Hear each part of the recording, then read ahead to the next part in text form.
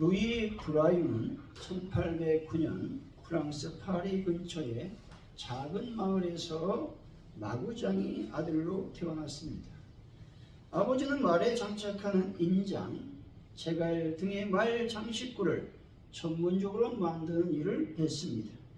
그때 1812년 그가 3살이 되었을 때 아버지의 마구 작업장에서 송곳을 가지고 놀다가 그만 자신이 송곳으로 왼쪽 눈을 찌르게 되었습니다. 이런 불행을 겪은 후 왼쪽 눈이 실명되었고 또한 몇 개월 되지 않아서 오른쪽 눈이 차례로 실명되어 시각장애인이 되었습니다. 그는 가톨릭 신부의 도움으로 기초 공부를 시작했고 10살 때에는 파리의 왕립 맹아 학교에 입학하여 이 학교의 한 교사가 창시한 도둑문자를 배우게 됩니다. 그런데 이 도둑문자는 실제 글자의 크기를 그대로 종이에 구리손을 눌러서 만든 것으로 글자 크기가 컸고 쓰는 것도 힘들고 매우 거추장스러웠다는 것이죠. 1821년 12살의 나이로 전직군인인 바이 에르다이와 학교를 방문하여 자신이 점 12개를 고안한 야간 문자를 소개했습니다.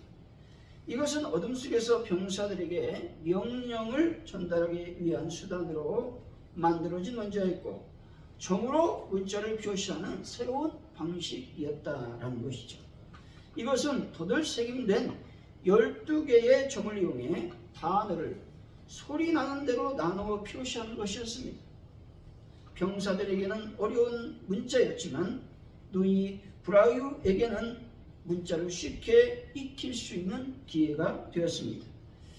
이때 그는 마구 작업장에서 송곳을 이용하여 3년간의 계속된 노력으로 6개의 점만으로 글자와 대등한 알파벳 26글자를 모두 표시할 수 있는 새로운 문자인 점자를 고안해냈습니다. 그의 점자는 맹인이 쉽게 읽을 수도 있었고 쓸 수도 있었기 때문에 맹인들에게 진정한 꿈의 문자가 되었습니다. 점자의 고안이 바렌팅 아우의 교사가 고안한 도둑 문자나 바이에르의 밤 야간 문자보다 위대한 것임은 분명하다는 것이죠. 그는 수학과 음악도 표현할 수 있는 점자를 만들었고 1827년 18살의 나이로 점자에 대한 책자를 출간했다는 것이죠. 어찌 보면 루이 브라이유에게 세상은 완전한 어둠이었을 것입니다. 그는 글을 읽을 수도 없었고 친구들과 어울리기도 어려웠을 것입니다. 그래서 자신은 늘 내가 무엇을 할 수 있을까 절망에 빠져 있었을 것입니다. 그러나 이런 상황 속에서 자신의 삶을 가꾸기 위해서 글을 읽고 싶어 했다는 것이죠. 그래서 그는 빛을 찾았을 뿐만 아니라 단지 자신만의 길을 찾는 것만이 아니었습니다. 수백만 명의 시각장애인에게도 새로운 희망과 가능성을 열어주었다라는 것이죠. 요한복음 1장 5절이죠. 빛이 어둠에 비치되 어둠이 깨닫지 못하더라 말씀합니다. 예수님은 어둠 속에 갇혀있던 인류에게 빛으로 오셨습니다. 예수님 우리에게 영적인 어둠 속에서 어둠을 벗어나게 하는 빛을 허락해 주셨던 것이죠. 예수님처럼 루이 브라이유도 이전까지 시각장애인이 겪어야 했던 어둠을 밝히는 밝은 빛의 역할을 감당했다는 것이죠. 그는 점자를 통해 사람들에게 글을 읽고 이해하는 길을 열어주었다라는 것이죠. 사랑하는 성도 여러분, 예수님처럼 어둠 속에서 빛을 비추듯이 여러분들의 삶의 자리 속에서 항상 예수님의 밝은 빛을 비추는 분들이 되시기를 예수 이름으로 간절히 축원드립니다. 아멘. 오늘 본문은 예수 그리스도의 어떤 성육신에 대해서 말씀하는 본문인데 공과 복음은요 주로 예수님께서 인간으로 오신 구주라는 측면 곧 예수 그리스도의 인성을 강조합니다.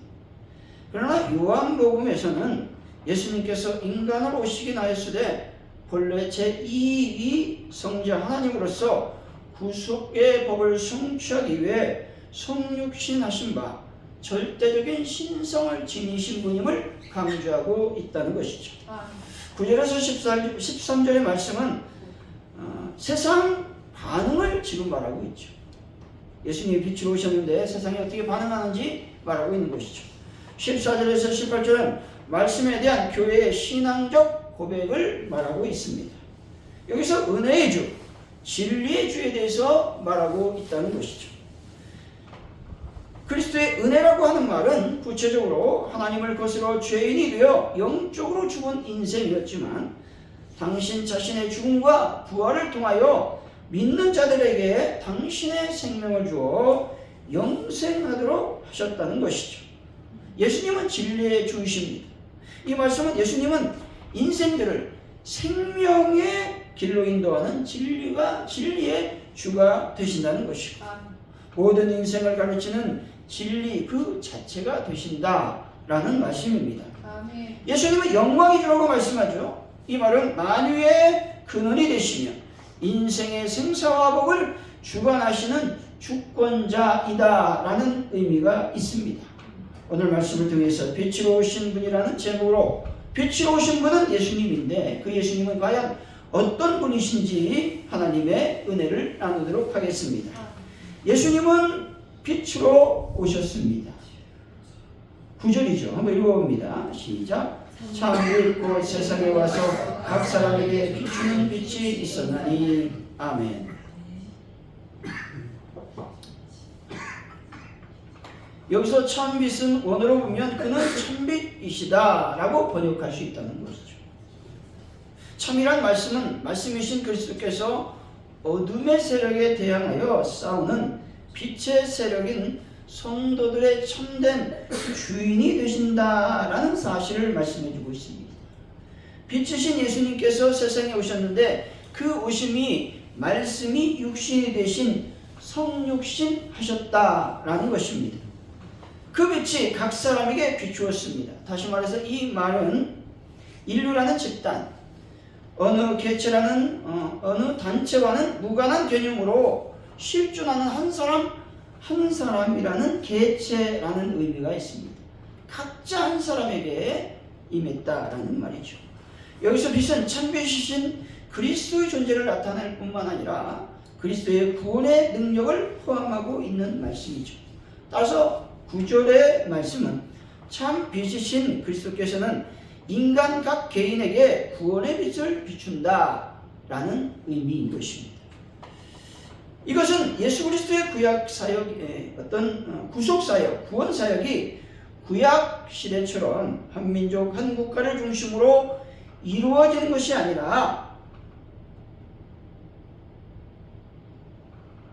모든 죄악된 세상에서 거듭남을 통하여 하나님 나라의 백성이 된 성도들 개개인을 통하여 끊임없이 이루어진다라고 하는 말씀인 것이죠. 2009년 1월 12일이었습니다. 규모 7.0의 대지진이 카리브해의 작은 나라 아이티를 강타했습니다. 무려 22만 명이 죽었습니다. 수백만 명이 집과 삶의 터전을 잃었습니다.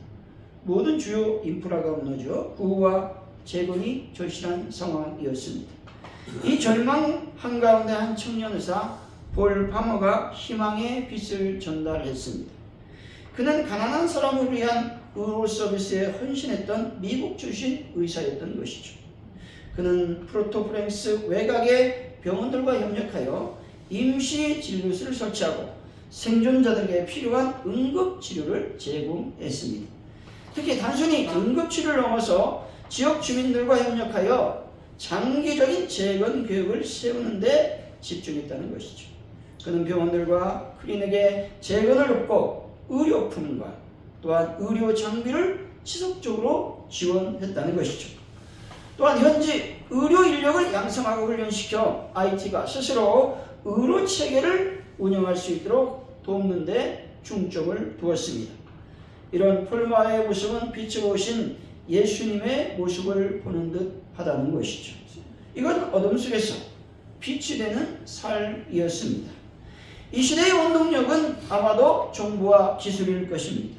우리는 클릭 몇 번으로 전 세계의 정보를 접할 수 있고 기술로 인해 삶의 효율성이 높아졌습니다. 하지만 이면에 가짜 뉴스가 판을 치고 사람들과의 소통은 단절되어 가고 있습니다. 이런 정보의 홍수 속에서 사람들은 세상에만 집중한 나머지 내면의 공허함을 채우지 못하고 있다는 것이죠. 치명적인 약점으로 영적 어둠에 빠지고 있습니다. 이 어둠은 세상을 죄와 혼돈에 빠뜨리고 삶의 궁극적인 목적과 의미를 잃어버리게 만든다는 것이죠. 따라서 마음의 평안과 만족을 느끼지 못하고 하나님과의 관계 역시 멀어지게 만든다는 것이죠. 이런 혼돈과 혼란의 세상 속에서 예수님은 빛으로 오셨음을 믿으시기 바랍니다. 아멘. 이 빛은 어둠 속에 갇힌 인류를 구원하기 위해서 비춰졌다는 것이죠. 요한복음 8장 12절이죠.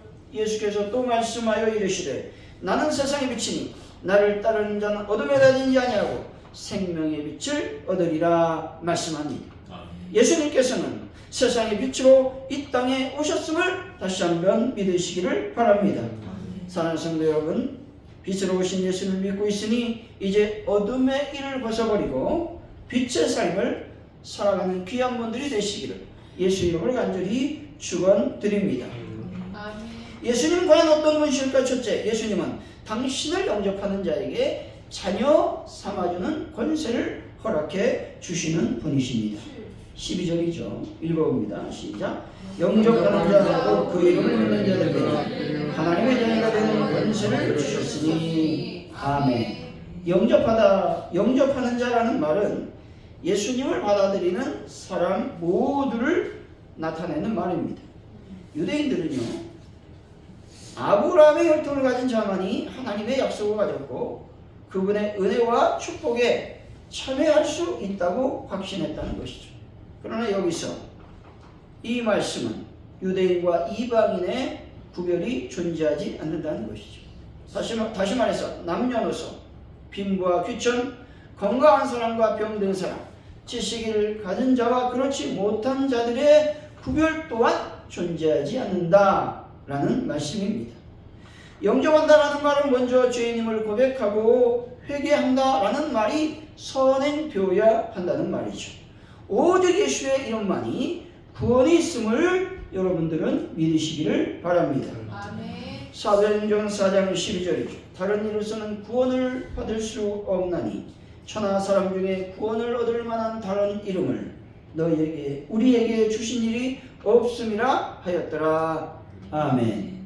예수 외에 구원이 있다고 말하는 사람은 곧 이단이며 사이비인 것입니다. 성경은 구원이 오직 예수 그리스도를 통해서만 가능하다고 선언하고 있는 것이죠. 오늘날 많은 사람은 성공, 부, 권력 등에서 의무를 찾으려고 하지만 결국 참된 만족은 얻지 못한다는 것이죠. 현대사회는 도덕적 타락과 죄책감으로 고통을 받고 있습니다. 그러나 예수의 십자가 있으면 우리가 어떠한 죄를 범했을지라도 용서받을 수 있다는 희망을 주고 있는 것입니다. 아멘. 여러분, 예수님은 우리가 진정으로 추구하는 삶의 의미와 평화를 제공하는 분이심을 믿으시기를 바랍니다. 아멘. 요한복음 14장 6절이죠. 예수께서 이르시되 내가 곧 길이요 진리요 생명이니 나로 말미암지 않고는 아버지께로 올 자가 없느니라. 아멘. 아멘. 예수님은 구원을 위한 유일한 길임을 선포하고 있습니다. 이 선언은 다른 종교적 가르침이나 철학이 구원의 문제를 해결할 수 없음을 강조하고 있는 것입니다. 죄의 문제를 해결할 수 있는 분은 오직 예수님밖에 없습니다. 죄를 해결해 주시고 구원해 주시는 예수님은 빛으로 이 땅에 오셨다라는 것입니다. 서울의 한 고등학교에서 수업이 끝나는 오후에 학생 재현이 가명을 사용하고 있습니다. 삶의 무게를 느끼며 한강 다리 위에 서 있었습니다. 그는 부모님과의 끊임없는 갈등과 또 학업, 어떤 실패, 친구들과 어떤 관계가 끼어지고 외면당하는 경험을 통해서 자신이 더 이상 쓸모없다고 느꼈습니다. 그는 이렇게 생각했습니다. 이렇게 사느니 끝내는 것이 낫지 않을까? 그는 마지막 결정을 내리기 직전이었습니다. 그 순간 지나가다 한 자원봉사자가 재현이에게 다가와 말을 걸었습니다. 여기서 뭐하고 있니? 내 얼굴에 무슨 고민이 가득한 것 같은데. 그는 친절한 눈빛으로 재현이를 바라보며 따뜻한 음성으로 말을 계속 이어갔습니다. 너는 혼자가 아니야. 내게 이야기해 줄 수 있겠니? 라고 말합니다. 자원봉사자의 관심 어린 관심과 또 위로 속에서 재현이는 울음을 터뜨렸습니다. 그는 자신의 고통과 절망을 모두 털어놓았고 자원봉사자는 차분히 그의 이야기를 들어주면서 이렇게 말합니다. 재현아, 너는 하나님의 소중한 자녀야. 하나님은 너를 너무나도 사랑하시고 너를 위해 특별한 계획을 가지고 계셔. 성경에 이런 말씀이 있어. 하나님이 세상을 이처럼 사랑하사 독생자를 주셨으니 이는 그를 믿는 자마다 멸망하지 않고 영생을 얻게 하려 하심이라. 아멘. 그날 밤 재현이는 눈물을 흘리며 하나님께 기도했습니다. 하나님, 제가 당신을 믿기 원합니다. 제 인생을 다시 시작할 수 있도록 도와주옵소서라고 말이죠. 그 후에 재현이는 교회를 다니며 하나님의 말씀을 배우기 시작했고 과거의 상처를 조금씩 치유를 받았습니다. 그는 학교를 졸업하고 지금은 청소년 상담가로 일하며 자신과 비슷한 상황에 처한 사람들에게 하나님의 사랑과 구원의 메시지를 전하고 있다는 것이죠. 여러분, 믿지 않는 영혼들에게 하나님의 사랑을 전하는 분들이 다 되시기를 바랍니다. 아멘. 21세기 이 시대의 현상을 한마디로 말하면 상처라고 말할 수가 있습니다. 이들의 삶 뒤에는 나쁜 성과 나쁜 영들이 도사리고 앉아 끊임없이 상처를 주고 있다는 것이죠. 흑과 백, 선과 악이 더욱 극명하게 대립되고 있는 말세지말의 현상에 더욱 이 현상은 뚜렷하게 드러나고 있다는 것이죠. 이땐 헬리나 우에는 그의 책에서, 즉 상처 입은 치유자라고 하는 책에서 이렇게 말합니다. 주님은 오십니다. 내일이 아니라 오늘, 내년이 아니라 올해, 우리의 모든 비참한 일이 다 지나가고 난 뒤가 아니라 그 한가운데로, 다른 곳이 아니라 바로 우리가 서 있는 이곳으로 주님은 오십니다. 아멘. 여러분들의 상처받은 그 현장에 지금 이 시간 예수님이 오신다고 말씀하고 있습니다.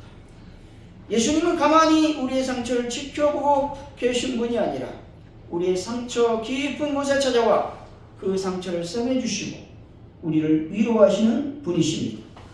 때문에 우리가 예수님 앞에 무릎을 꿇어야 되는 것입니다. 시편 95편 6절이죠. 오라 우리가 굽혀 경배하며 우리를 지으신 여호와 앞에 무릎을 꿇자. 아멘. 여러분, 하나님 아버지를 경배하며 그분께 모든 것을 맡기는 분들이 되시기를 바랍니다.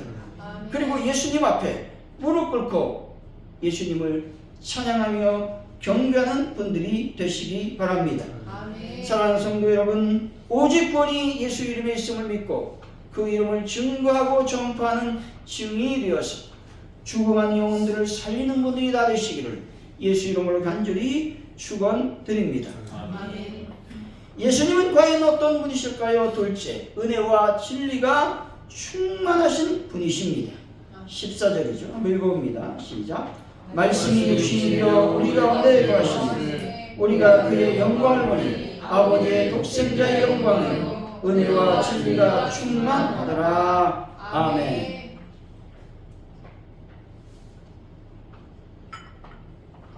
말씀이 육신이 되었다라는 말은 예수님께서 인간이 되셨다고 하는 성육신 사건을 말합니다. 여기서 육신은요, 인간적인 한계성과 연약성을 지닌 존재라는 말입니다. 불완전한 인간으로서 예수님이 성육신하신 것이 아니라 완벽하게 성육신하셨음을 말하고 있는 것입니다.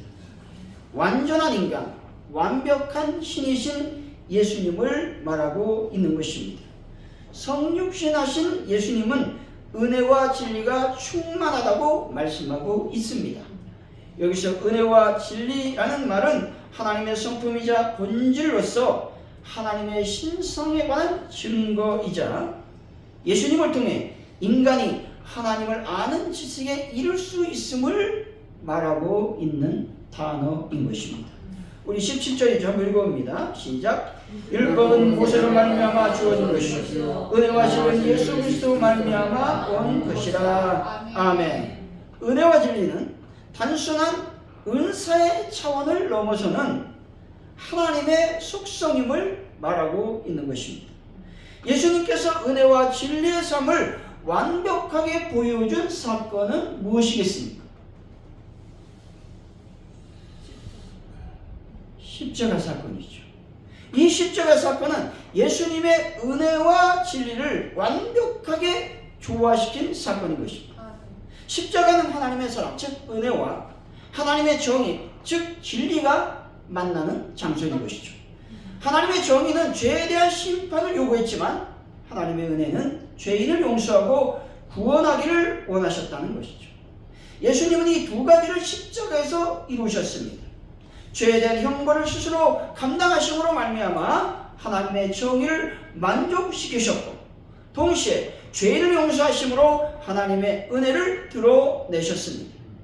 은혜만 강조하면 진리가 희석이 되어 죄를 용납하게 되고 진리만 강조하면 사랑이 사라져 율법주의에 빠질 수밖에 없다라는 것이죠. 이런 완벽한 용서와 정의를 실현하기란 우리 인간에게는 쉽지가 않습니다. 우리 인간은 정의를 위해 복수를 다짐하는 존재입니다. 용서할 줄 모르는 본성을 갖고 있다는 것이죠. 하지만 이런 예수님의 모습을 닮아간 사람은 예수님으로 충만한 사람일 것입니다. 그 중에 코리 텐붐 여사를 우리는 말할 수 있습니다. 이 여사는 네덜란드 크리스찬 여성으로서 제2차 세계대전 중 유대인을 숨겨주었다가 나치에 체포되어 강제 수용소에 보내졌습니다. 수용소에서 끔찍한 고통과 고문을 겪어야 했다는 것이죠. 전쟁 이후 용서와 진리를 증거하며 많은 이들에게 그리스도의 사랑을 증거했습니다. 전세계를 다니며 간임과 집회도 중 자신을 괴롭혔던 독일 경비병이 자신은 전쟁 이후 예수님을 영접하고 회개했으니 당신을 한 일을 용서해달라고 말했습니다. 이때 코리 텐붐 여사는 순간적으로 분노와 고통이 떠올랐습니다.